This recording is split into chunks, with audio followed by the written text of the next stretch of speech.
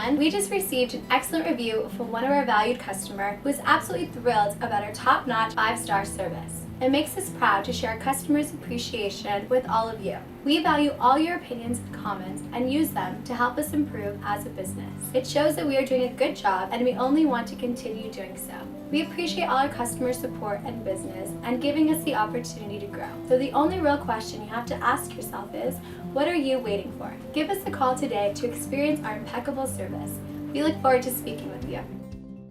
Hello, and welcome to yet another Website Depot podcast. As ever, I'm your host, Greg Benevent, and today we're starting a new series where we talk to different people that work here at Website Depot to give you a little better impression of the team so that you get to know a bit more about the folks that work here, what they're doing, what they see is coming up, and just a little more humanity in general. So I'm here today with Brandon. If you could introduce yourself, Brandon, and tell us a little bit about yourself here. Hi, my name is Brandon. I've been working at Website Depot for almost a year now, and I do web development here and maintenance stuff.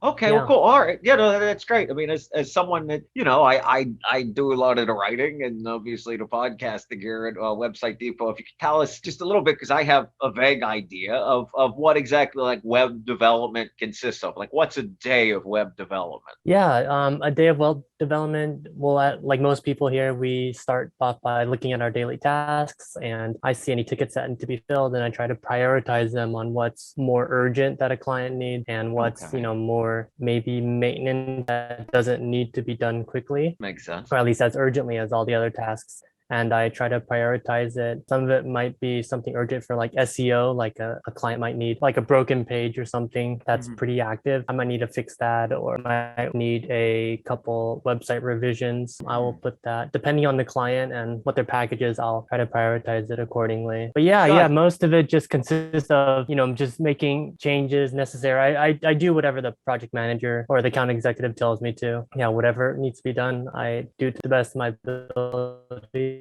Is there anything off like the top of your head you think like, man, that was something we did in the last year that I'm like real proud of, or that was real cool, or something that comes to you there? I remember in the beginning of this year, I thought it was really cool working with Elena on a couple projects, who's my boss. To simplify it was basically just taking inputs from a website and turning them into PDFs. So instead of the customers for this client manually inputting these ugly looking PDFs, they basically go onto a clean web interface, put in your name, put in all the information that needs to be required, and it would automatically be imported into the PDF for the client to view. It's kind of an old client. They do a lot of like maybe permit related stuff.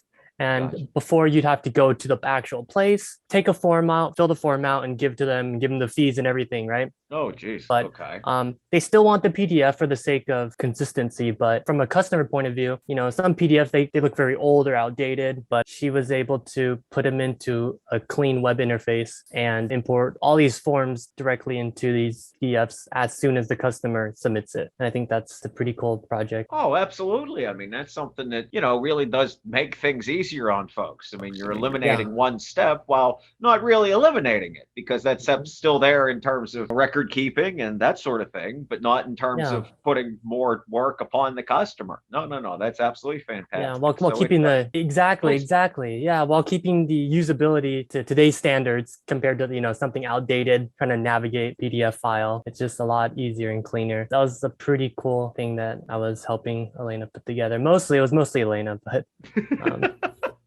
yeah, we don't have to be too modest. I mean, she's not watching this as we record it. I mean, you were no. Too. Like it was really mostly Elena.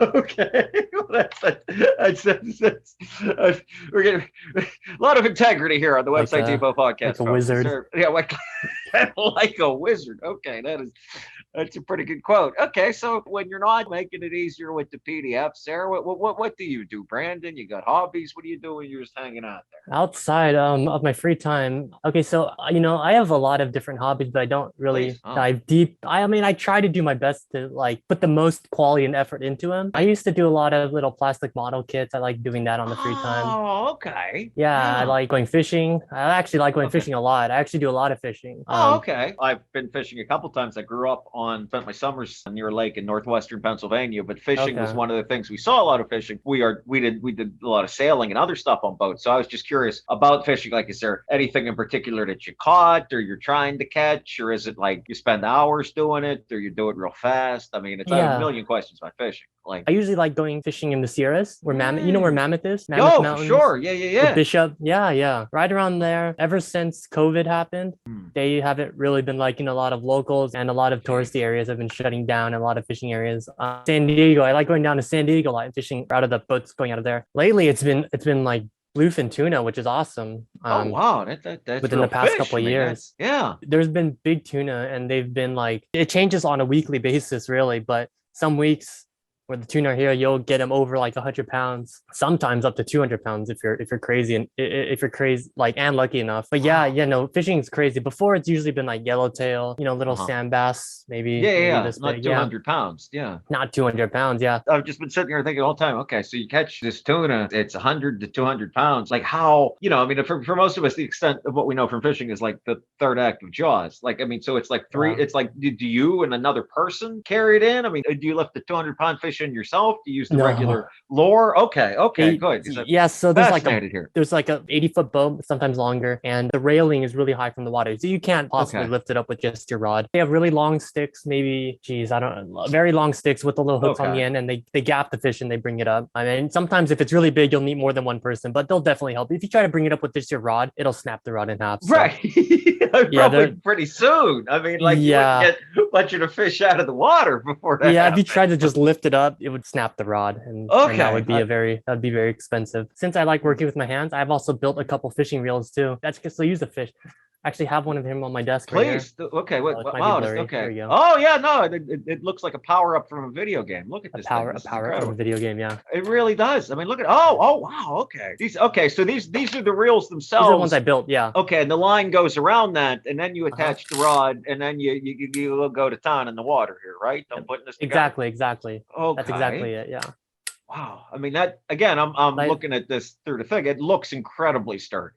Oh yeah, it is. It's very, very, it's like rock solid, sturdy. With mixed metals and salt, these reels, they need a lot of servicing, right? Because you can get corrosion. That's all There's gonna like kick in brass. there. Exactly. There's brass, there's steel, there's stainless steel, there's aluminum. So there's a lot of mixed metals in there, and mixed metals with water, corrosion, right? That's basically. Ugh. So a lot of people, you have to take them apart or give them to like a local fish shop, and they'll service it. It's called servicing. They'll service it for you. Okay. But since I made these, I could just service it myself. You know what I mean? I don't really need to go to a fishing place after a trip to, have them take it apart, have them spray some, WD-40 Corrosion X, lubricate it, and then put grease in it because grease acts like a protectant. See, I could just do it all myself because, these reels are very easy to work on. That's great. I mean, that makes sense. You instead of paying someone to do something that you can easily do inside your home, you take care of it yourself. Exactly. Yeah. It's fun. I love building. I built maybe four or five reels now, and it's fun. And I use them to fish too. They're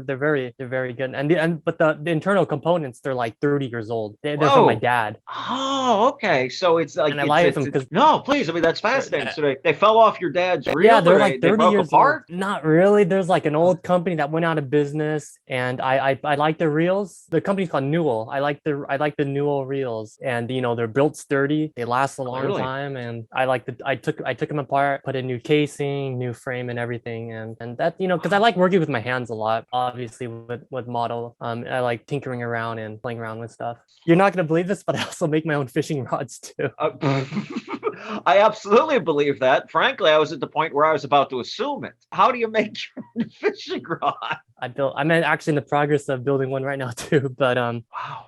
But the fishing rods that I built, they're only for saltwater. So they're like, I have a 20 pound, 25 pound, 35 pound rod. I have one for every pound line that I use. If I use 30-pound line, I have a 30-pound rod, So okay.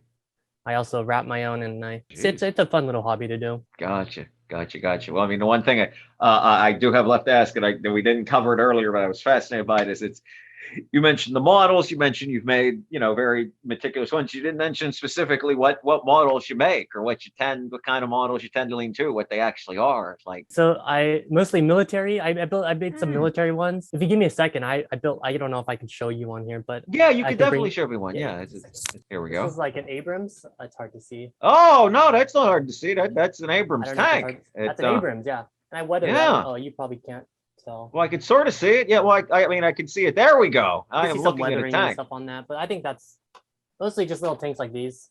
Okay. That doesn't look at all little. That looks like the size of two of your hands. There's The nothing cool little part is that about this. I put lights in there. I Hey! actually installed some lights on there. There's a little button. I soldered a wire on here, or I soldered some Wow. LEDs, and I drilled little Okay. holes with a little pin vise, and I glued in the little LEDs here. So with the button, it's able to turn on and off. I think that's pretty cool. And from the way you're talking, none of that was in the original Oh, no. directions of this model. No. It doesn't even come with lights. It doesn't even Wow. come painted. You just have to. I painted it myself, and I put lights in myself, and I weathered it Wow. myself. But I actually did Wow. before doing this was actually the first kit that I used that build lights. So I had to learn some like circuitry and like learning how to wire it. But luckily, it's not too hard. It's very easy to hook up, a switch with a little coin battery and Okay. some LEDs. Very, very easy, especially today. Very cheap and very easy to do that stuff. So I'm very thankful that technology has advanced to the point where I just solder some wires together and there it's all good to go. That's amazing. I mean, it's I keep coming back to every time I ask you a question, you come back with some very detailed thing about, like I said, you're such a patient, meticulous person. I mean, it wasn't enough for you to make the model. You had to learn how to paint it and give it appropriate lights and stuff, and you learned circuitry to do that. That's amazing. Yeah, That's great. It's not that hard. You're really giving me too much credit. It's Well, really I mean, but I don't know. Like the last model I made, I'm sure I was 10 years old. I'm sure I made my dad do it. To me, this is all amazing. Like, okay. It's not too. I don't think it's great. It's very easy especially with the internet. It's very easy to There's a lot of resources online, a lot of free resources online to learn this stuff. So I don't think you're giving me too much credit here. Okay. Well, And that goes with a lot of stuff I do. Cool. Well, I mean, this is the part where I ask, is there anything else that I haven't asked you or that you'd like to talk about or that you'd like to say? No, I feel like I've been rambling for a No, not at all. Not at all. That's the one thing. And, when Noelle and I did a podcast the other day, and it's basically about, how not to be afraid to go on a podcast. And it's, and we're very much, obviously these things are outward facing, but we'll show them to a lot of people in the company. And, one of the main takeaways is that, if you are passionate about what you're talking about and you are knowledgeable, that will always shine through. And that is what has happened here over the course of the last 20 plus minutes, is exactly that. You're passionate about the things you do and you're very knowledgeable about it. That's the opposite of rambling. I could talk to you all day, Brandon. This has been great. It's been great meeting you here over the thing, and I can't thank you enough for coming on to do this. And now we're going to cajole literally everyone else at this company, more or less, to do the same thing. All right. Well, thank you so much again on behalf of Brandon and the rest of Website Depot. My name is Greg Benevent. Take it easy. Have a good night.